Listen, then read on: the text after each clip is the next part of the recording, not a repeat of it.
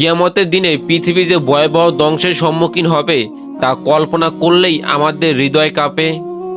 ধ্বংসের সেই চিত্র যেখানে সবকিছু একাকার হয়ে যায়, আজকের বাস্তবতা ঘটেছে ফারাক্কা ব্রিজের প্রভাবে।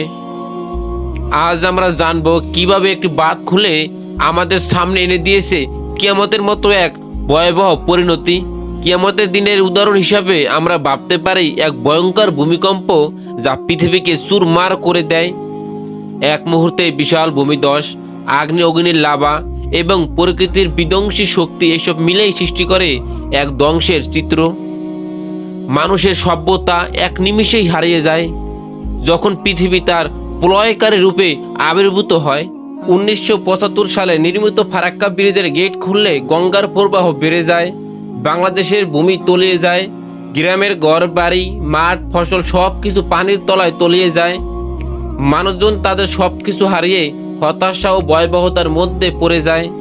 এই দৃশ্য যেন কিয়ামতের প্রলয়কারীর উদাহরণের বাস্তবতা, যেখানে মানুষ নিজেদের অস্তিত্বের সংকটে পড়ে। বন্যার ফলে যেসব পরিবার তাদের ঘর বাড়ি ও জীবিকা হারিয়েছে, তাদের চোখে যে হাহাকার, তা কিয়ামতের দিনের ভয়াবহতা মনে করিয়ে দেয়।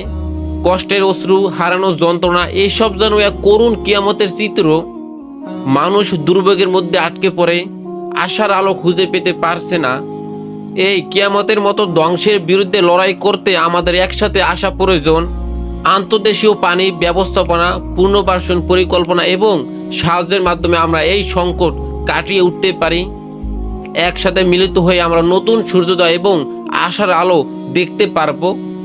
ফারাক্কা ব্রিজের প্রভাবে কিয়ামতের মতো ধ্বংস যে আমাদের সামনে এসেছে তা আমাদের স্মরণ করিয়ে দেয় যে মানবতার সংকট মোকাবিলা করতে হলে আমাদের শক্তিশালী হতে হবে। আসুন আমরা একত্রে এই অন্ধকার থেকে বেরিয়ে এসে নতুন আলোয় প্রবাহিত হই।